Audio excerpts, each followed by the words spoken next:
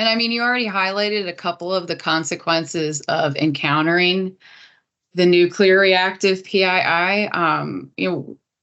What else, I guess, could be part of that fallout? Um, in Monsters Inc., they resolve the problem. But what happens when an agency can't, or they've gone a little too far? They realize it was a bigger, problem than they thought.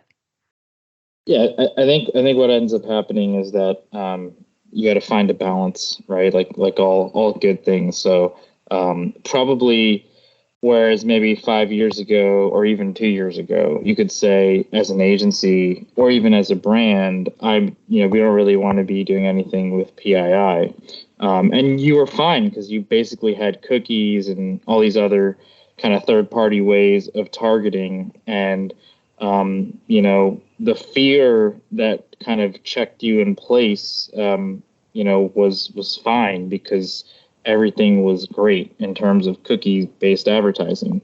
Now that that's going away, I think brands will be in this kind of, existential crisis almost, to be like, shoot, for years, like, we've avoided it. I mean, I just say anything with that stuff is my IT team's going to be dealing with it, and they can deal with legal, so I never have to deal with legal, right? And so, like, I think that's what ended up, being the case previously, and now everyone's like, all right, like the brand side, the IT side, and the legal side have to be more in step than ever before, because there is this reality of we're going to have to use first-party data, and a lot of that includes either PII or just, there's other definitions like SPI, sensitive personal information, and it's all just like different degrees of values or fields that can be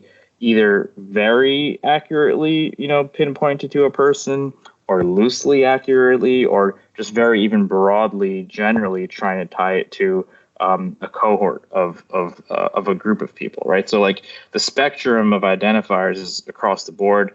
Some people consider, depends on the state that you're in, depends on federal law, state law. Are you considering IP address, a form of PII or SPI, right? Or other types of sensitive information, and some states do, right? So like, and you could argue, like, you live in a high rise or something, like, you all have the same IP address, right? So it's I think it's a very gray space. The technology's changed, even the hardware is changing. The way that the world and the country and the connectivity between networks and cellular networks versus Wi-Fi networks versus satellite and how that powers everything. It's just, there's so much that's changing in the world that it makes it tough. So, I think for most brands that are thinking about this, that are listening to things like this, I think what we would always advocate is to find a balance.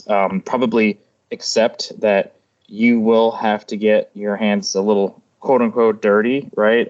In the sense of you're going to have to wade through these new waters, but it doesn't mean that you can't do it, safely, securely, while protecting your consumers' PII. I think those are all, very achievable things.